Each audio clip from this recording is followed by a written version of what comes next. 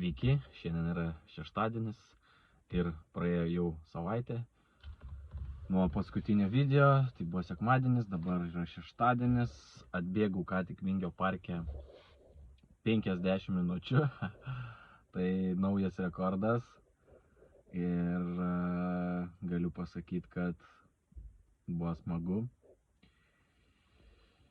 Tai va, tai apie bėgimą pradėjau bėgti, tiesiog pasirinkau kitą kelią dabar, bėgu tiesiai, pro tiltą praėjus, pirmą kartą sukau dešinę ir bėgu tiesiai, ir labai vingiuotas kelias, nesutikau daug bėgikų, tarp kitko, vieną kitą, ir toks vat, aukštyn žemyn apkrovos keičiasi, tai šį kartą bėgu perėjus tiltą tiesiai, sutikau begalę bėgikų, dviratininkų ir tiesiog bėgau į kairę, į dešinę, tiesiai, ten naujais keliais ir artėjant 20 minutį nusprendžiau, kad šiandien bėgsiu ilgiau. Tai maniau gal 10 minučių, 40, o galiausiai išbėgau 50 minučių. Tai buvo smagu.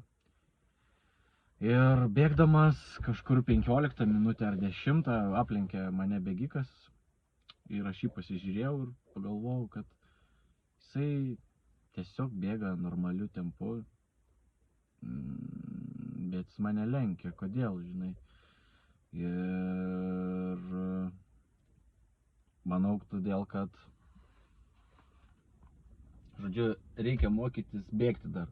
Reikia mokytis bėgti, kaip dėti žingsnius, tai atradau tokį įdomų bėgimą, žodžiu, kojas meti į priekį. Ta prasme, kelių nelenki labai daug, tiesiog pačią koją meti labiau į priekį. Ir pastebėjau, kad per daug energijos nereikalauja, bet reikia įpratimo, kad būtų automatų toks bėgimas. Tai vat, pažiūrėjau pagal laikrodį, tai jo, iškart keičiasi peisas, ritmas bėgu 6 minutės 51 sekundė per kilometrą, tokiu greičiu, iš viso 7 km į 200 metrų nubėgta.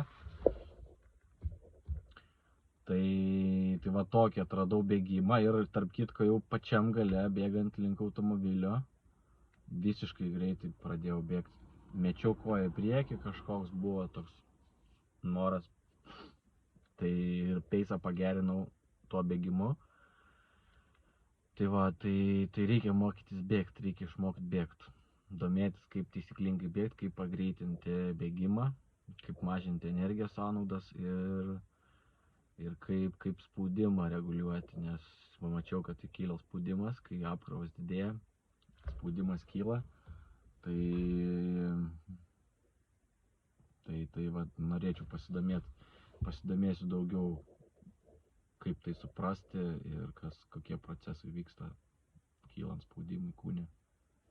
O šiandien 6 val. Yra susitikimas su Brian Tracy, tai su Gennady Polonskiy 1:15 ir kitą 2,5 valandos su Brian Tracy.